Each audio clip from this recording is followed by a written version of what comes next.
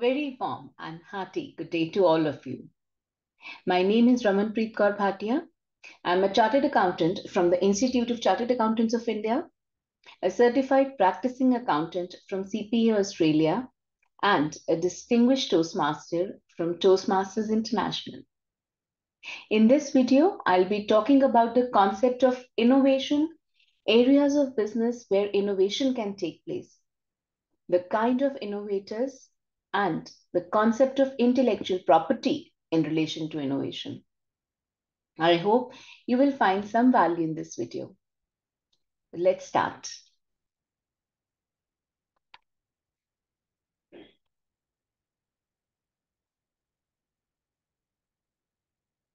If an organization is to achieve growth that is greater than the industry average, then the organization must do something beyond what the overall industry is doing. Something different, something which can give a competitive advantage to the company, and that is the reason for doing innovation.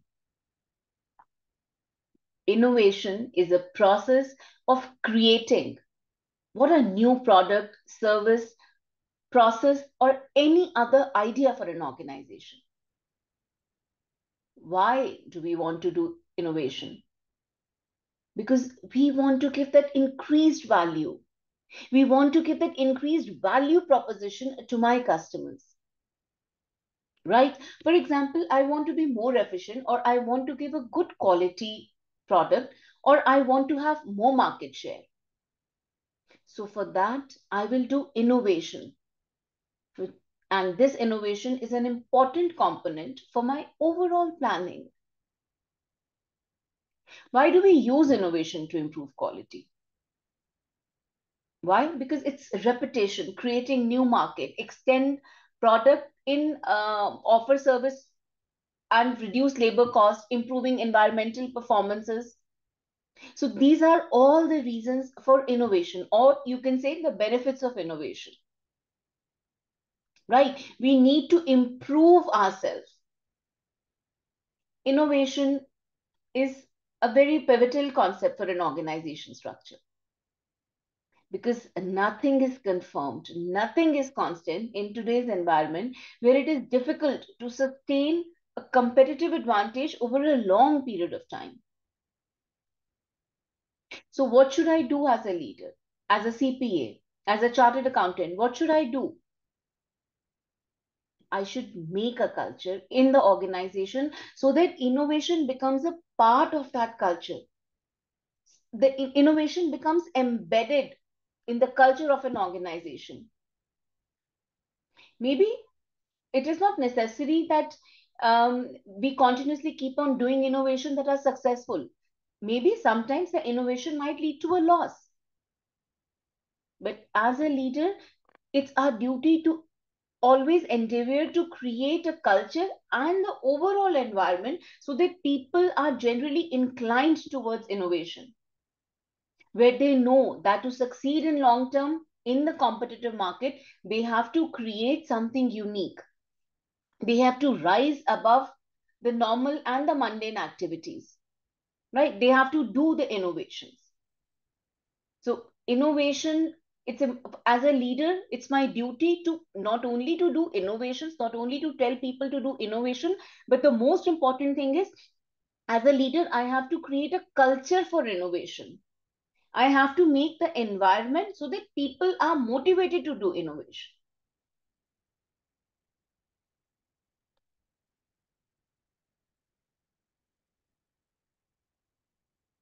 Now, to innovate, an organization should consider some strategic and organizational attributes, which means a company which is leading an innovation should have 8 qualities and these 8 attributes.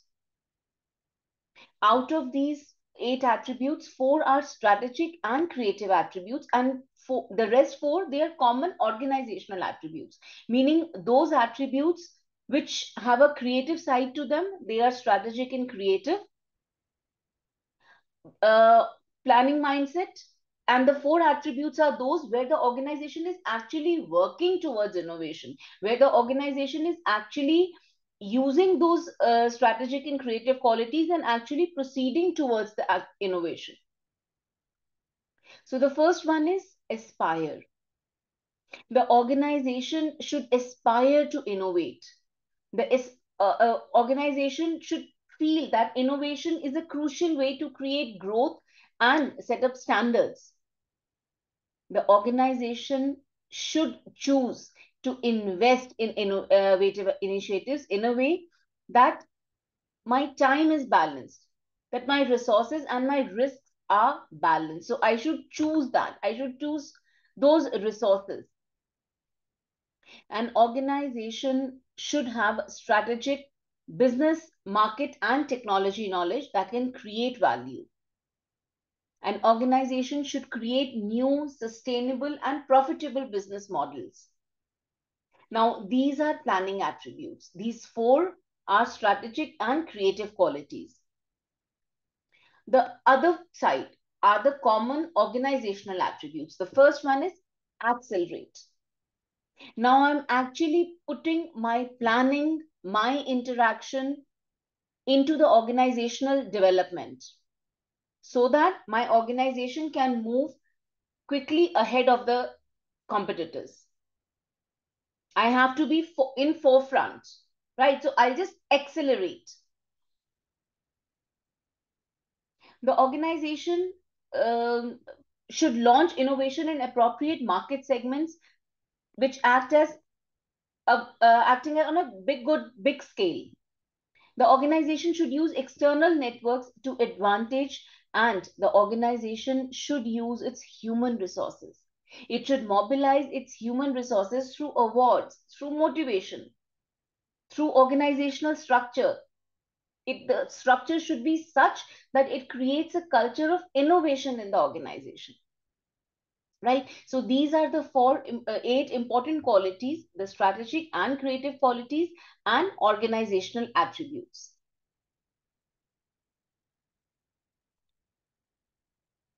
Now we talk about the areas of innovation.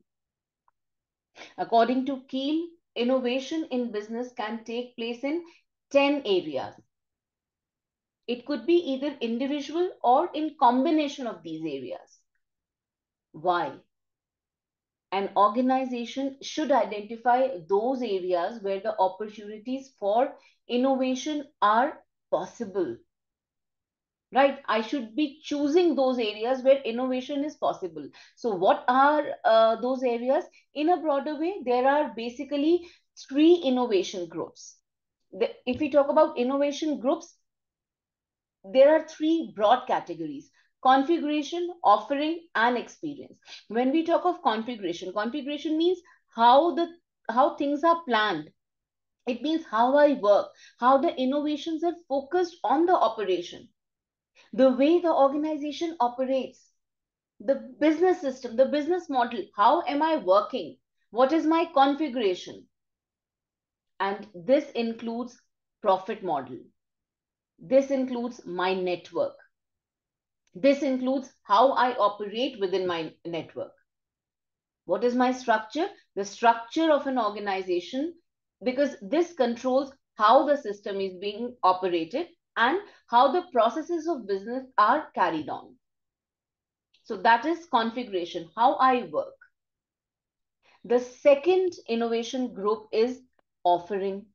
Now, first I said, this is how I work, and I am innovating in the way I work. The second one is I am working, but what is it that I'm offering to customers? So that group is known as offerings. Here I'm talking about the products and services. Here I'm talking about the product performance. Here I'm talking about the product system.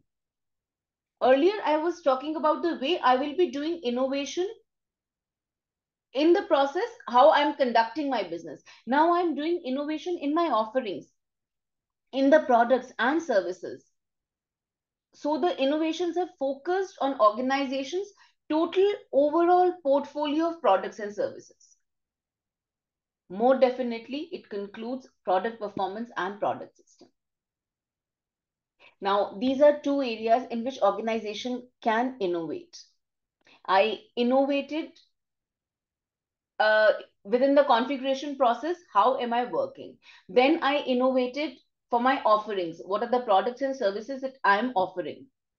The third one is I am I am offering my products and services to my customers.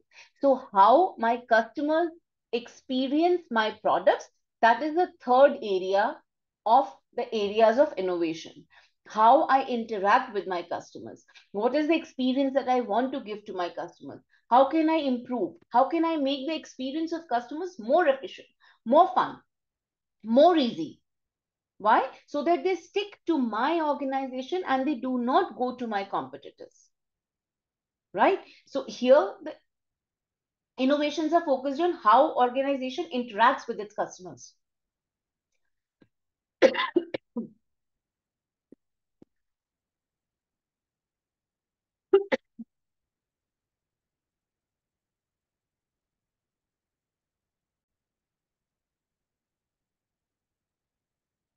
So here the innovations are focused on how organization interacts with its customers. What is my service? What is the channel through which I'm interacting with my customers? What is the brand that I'm offering to them? How am I able to engage my customers? So the innovation is done in and around the interaction with the customers. The innovation happens in and around the experience that customers have when they engage with my organization or when they buy their products from my organization. So, in nutshell, there are three innovation groups. Among those innovation groups, there are 10 business areas where we can do innovation.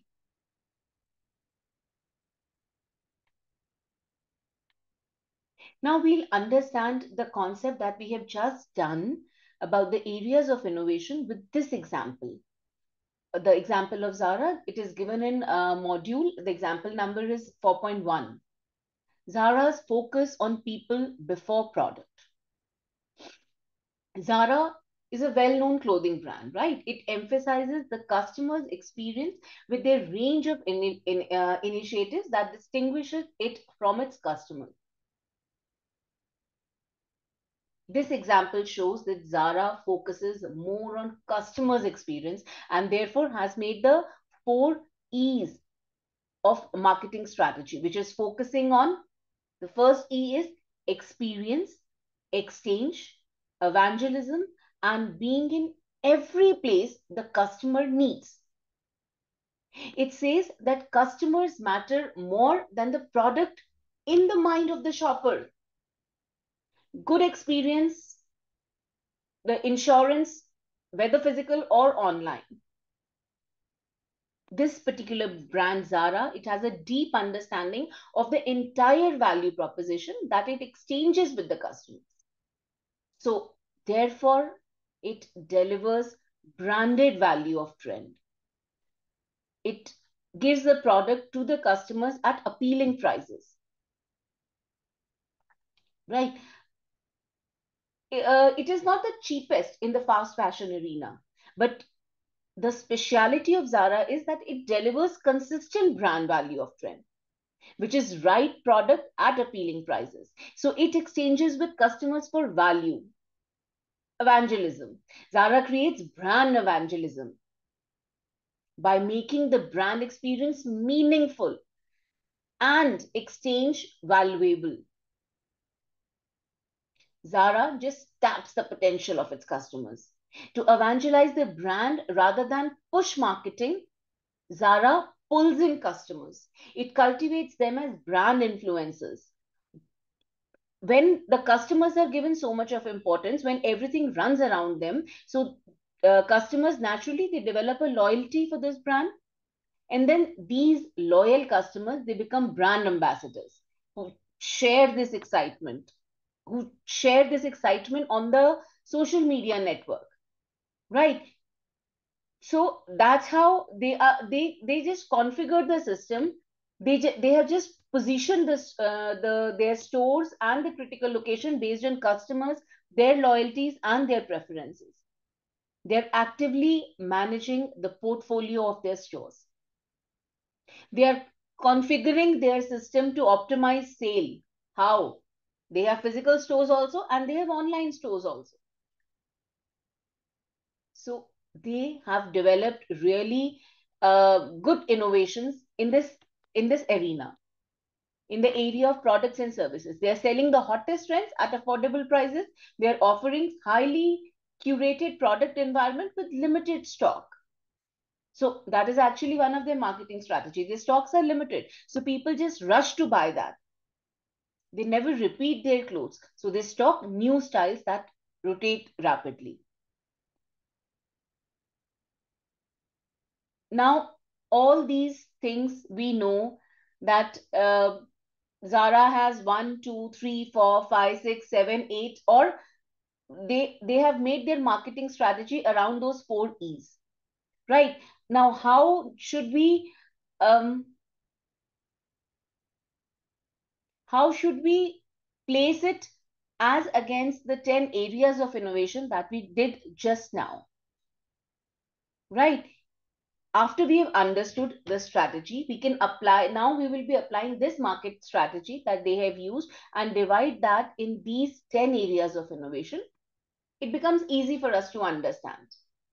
Right. The first one we said is configuration, the profit model, network structure, and process. And how Zara has innovated that in this particular area, it is using highly evolved data for a good analysis of what is selling and what is being said about it in on the social media platforms. It has positioned its stores in on the critical locations based on customers, their loyalties and preferences. They are actively managing their portfolio of stores. Right? They are optimizing their sales through physical and online stores. That is what they have done in the in the area of innovation, in the innovation group, which is configuration. Now, if we talk about the second one, in the area of offerings, they are selling the hottest trends at affordable prices. Highly curated product environment with limited stock. Right? The stocks are limited. People are rushing to buy that. Zara never repeats its clothes. So the clothes, the new styles are being rotated rapidly. It gives the value proposition to the customers. How Zara has fared in the experience arena? Again, they have extensive physical and online stores. They have educated their staff in such a way that customers have a very pleasant experience whenever they visit Zara stores. They enhance the shopping experience.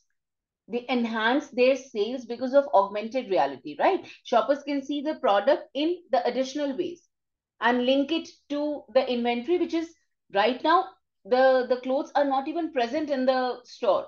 But through augmented reality, a customer can see how does it look, right? So they've actually made their, and because of this, they've created loyalty and they've made their customers as their brand ambassadors. So that's innovation that they have done. Highly engaged interaction of staff with customers so that all these other areas we can actually and practically apply the knowledge. Right? So this particular example, it makes it easy for us to understand those 10 areas of innovation.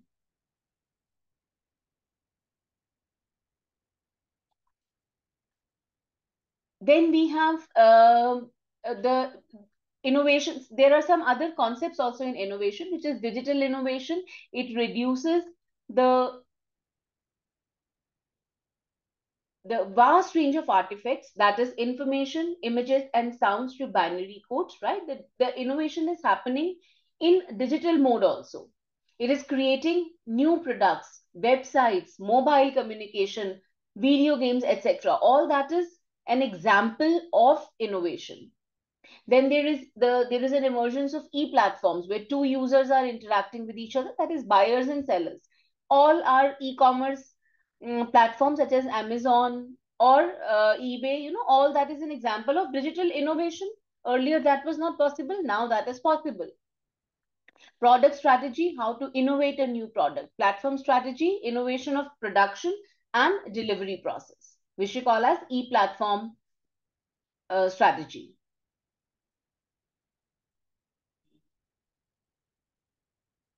Then again, there is another concept of innovation, that where should I focus my innovation effort? Should an organization try and improve its production and marketing process? Or should an organization focus its efforts on customers' perspective? Where, what do the customer want? Both of these. To be successful, an organization has to consider the organization's perspective. It has to check its SWOT analysis, and based on that, it has to design its innovation so that we can use our strength to take advantage of opportunity. We can overcome our weakness to take advantage of available opportunity. We can overcome our weakness to address threats. We can use strength to tackle threat. An organization has to understand its capabilities, right? So this SWOT analysis, and this SWOT analysis is very important for any organization, because it should be done annually. It should be a part of annual strategy development plan. Why? Because everything is changing so fast in today's world. Maybe the customers' preferences will change in short time. Maybe the production environment changes in few times. Maybe the competitors will change. Maybe the basis of competition change. So this SWOT analysis has to be a part of the annual strategy development plan, and I have to update it continuously. Now, when I say that where should I focus my innovation effort, if I say as per customer's perspective, of course I have to understand what is the customer's value proposition. What does the customer actually want from me? So I will just try and innovate around that want, around that value proposition. So from organization's point of view, I have to understand my strengths, my capabilities, and should be doing a SWOT analysis. And from customer's perspective, very simple. I just have to understand the customer's value proposition, and I have to innovate around that.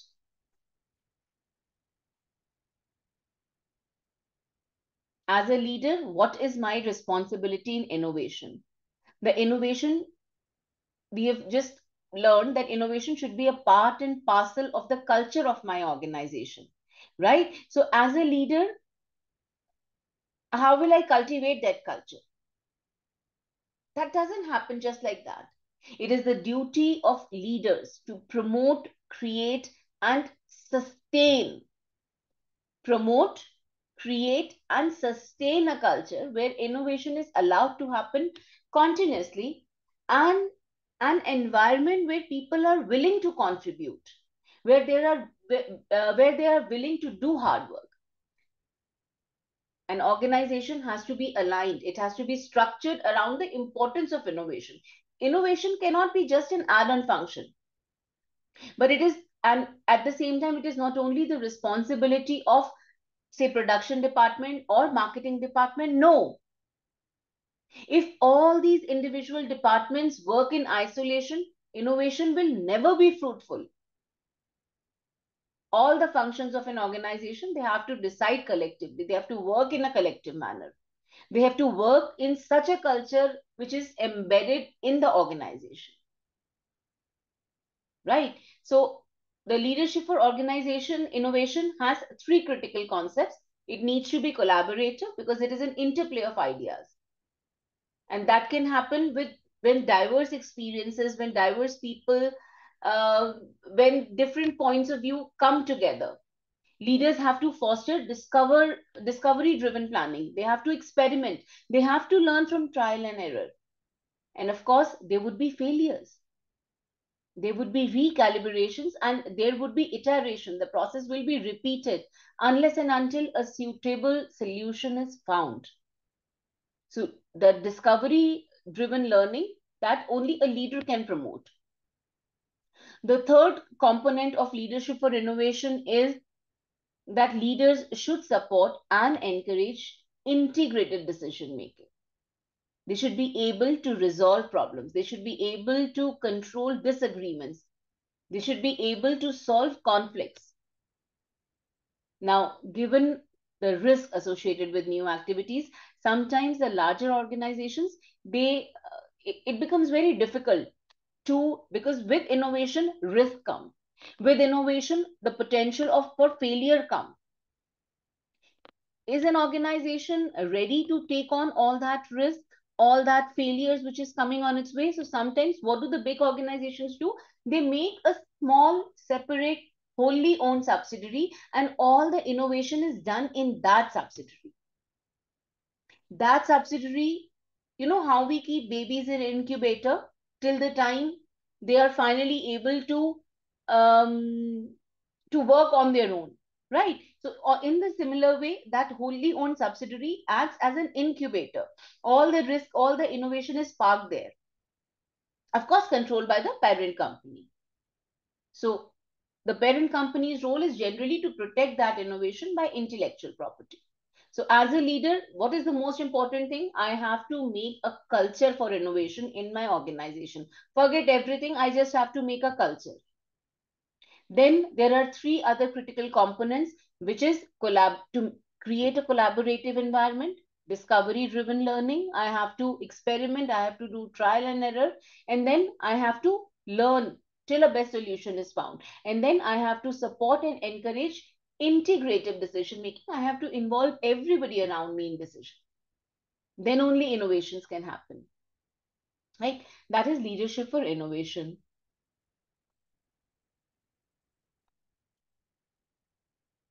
Now, this is the table which describes the key role that are necessary for innovation. The 10 faces, the 10 personas that describe the personality and skills of team members. Those team members who are integral to innovation process, to innovation success. You might be asked questions in the exam about these specific types, these by their specific names. So very easily you can refer to these names in this table, and just by looking, having this table in front of you, you can answer the questions. But I suggest you go through this table twice, thrice, or maybe if you have more time, as many number of times as you can, so that it stays in your mind. Anthropologist, experimental, cross-pollinator, hurdler, collaborator, director, experienced architect, set designer, caregiver, storyteller. So these are all types of leadership personas. We quickly move forward and we see two examples which are given in the module, like, examples of leadership and innovation. The first example is the example of CEO of 3M. He has vast experience beginning as a senior design manager and then progressing through different roles. Right? He also has vast experience of working across various geographical regions. So he concentrated on creating an environment as such so that full potential of the teams and individuals can be used. And as we learn, the focus should be on creating a culture. His focus was on driving change, challenging the status quo, and making a culture so that next generation of leaders can be produced. Right? The innovation is embedded in organization in such a way that it can even go on continuously with the future generation of leaders also. The next example is of open innovation. Now, why does this happen? Because of innovation, because of competition, increasingly, um, generally there is so much of competition and the knowledge is not only limited. Maybe my organization is one kind of knowledge, maybe another organization has another kind of knowledge. All of us can integrate together, all of us can come together. I have made this innovation, this organization has made some innovation, organization C has made some innovation. So open innovation means I can take help of others also. I am not closed. I am not only using the innovations that I have done. I am not only using the improvements that I have done. I am open. I am using the innovations. I am using the knowledge of others also around me. Right? So that is open innovation. So open innovation is an approach that seeks, exploits, and applies knowledge from both inside and outside of organization. I can use the resources, I can use the capabilities of my organization, but they might not be sufficient. So in order to innovate more, I need to look outside. I have to maintain contact. I have to maintain relationships. From where? From people outside my organization. So just keep this in mind, that the word open innovation means innovation is open. It's not closed. It's not a closed boundary. It's open inside also and outside also. That is open innovation for us. Now, the next we are going to talk about intellectual property. My organization has spent good amount of money, resources, time, energy. I've done each and everything for innovation.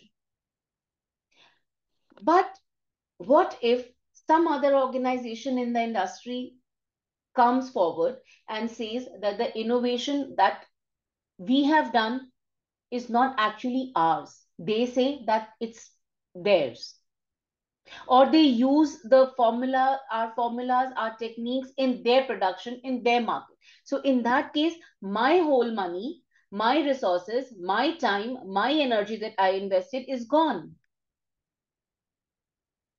So to protect that, we create intellectual property.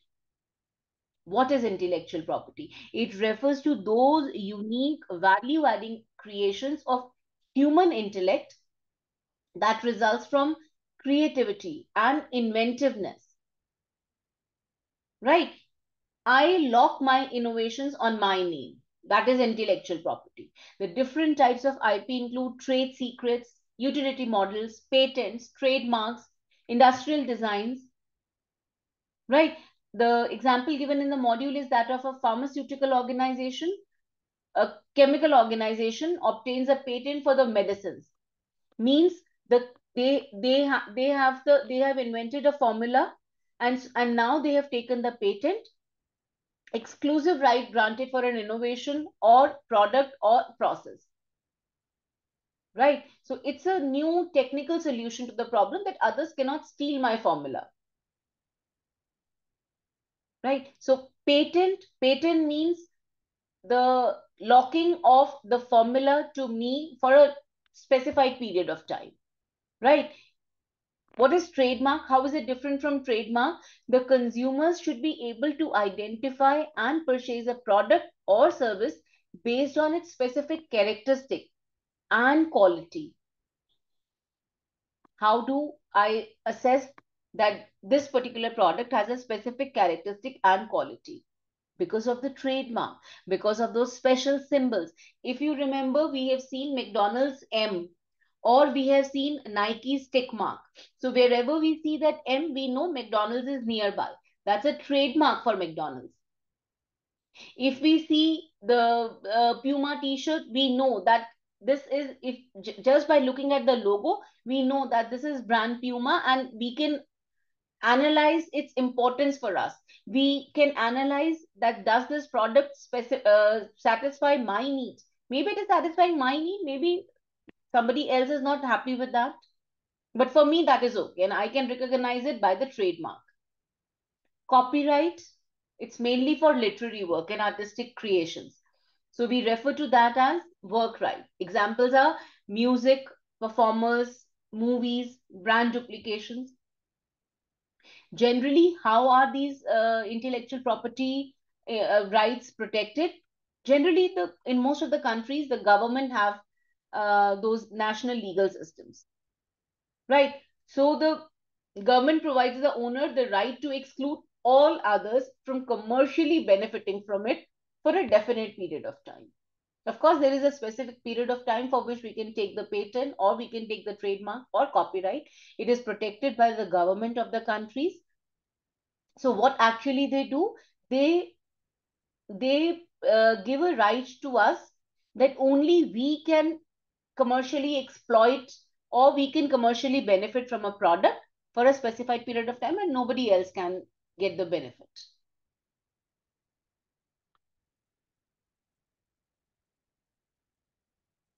Now, how do we make intellectual property strategy, or should we invest in IP or not? As an organization, if I say that I have done this innovation, should I pay for intellectual property also? If the product is agile and fast moving, we should not be investing in IP, because the competitive advantage will be taken by others very soon. Others will be able to copy that very soon. The product is agile. We should not spend our time and money in investing for IP. Rather, we should keep on innovating and innovating. Innovate, move forward, okay, discard. Innovate, move forward, and then discard. Don't spend money on buying the intellectual property rights. In case of innovation in technology, an IP should be created. Organizations should be able to commercialize their product. If I have made some technological innovation, I should, of course, protect that. Protection is very important. For example, treasury mine estates, they monitor their online and physical markets so that there is no misuse of IP. Sometimes organizations create open source or make their IP freely available. For example, like it's a very famous example of Udemy, because the approach of developing community of developers and users, we ensure that the platform has enormous capabilities, enormous functionality, and it is developing continuously. Right? It's an open source. The small organizations, they should take IP only as reactive measure, and they should limit their IP protection to trademark and copyright considerations. They, in any case, they're small. They should not be investing much money in, the IP protection. The investment is not that huge, so that so as to tell them to invest in intellectual property also. Last, all business should have register of their IPs and its status. I should have a central document where all my IP is registered. What is the present status? Is it still valid, or the validity is going to be over? Right. So, based on the circumstances, there is no hard and fast rule how we should make our IPS strategy, whether we should be investing in intellectual property or not. We have to understand and we have to analyze it on case to case basis.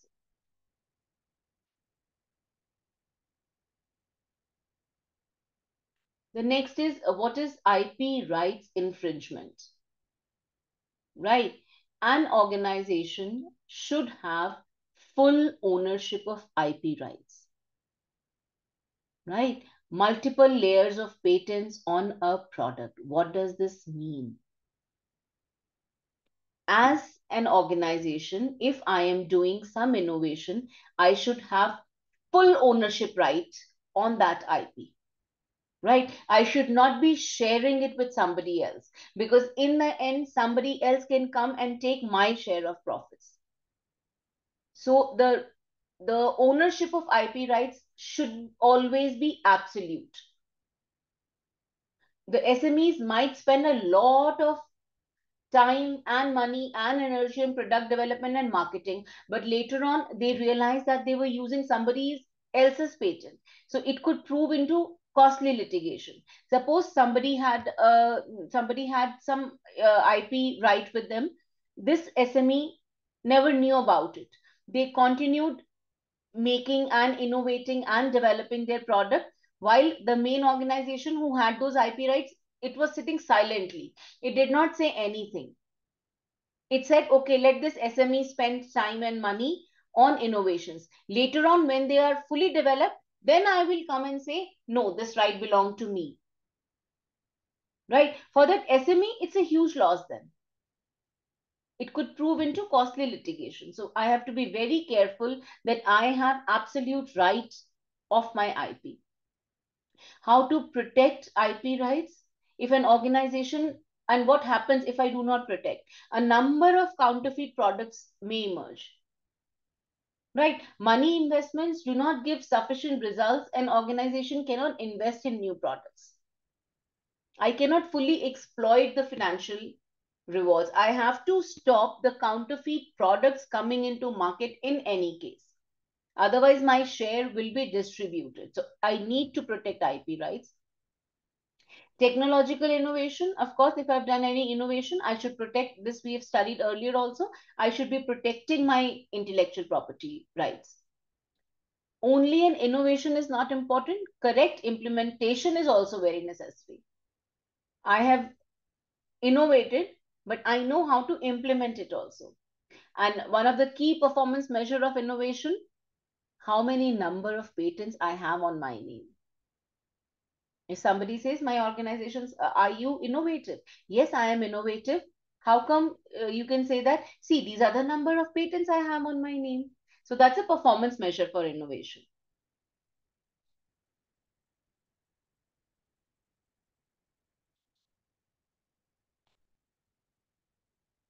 So I hope these concepts are clear to all of you now and have added made some value to your knowledge. If you have any comments or need any clarifications, please do tell me in comments. In next video, I'll be talking about the concept of new product development. I'll be trying and touching the concepts of Ansoff matrix in detail for all the four sections. Till then, keep learning, keep growing. Thank you so much. Have a good day.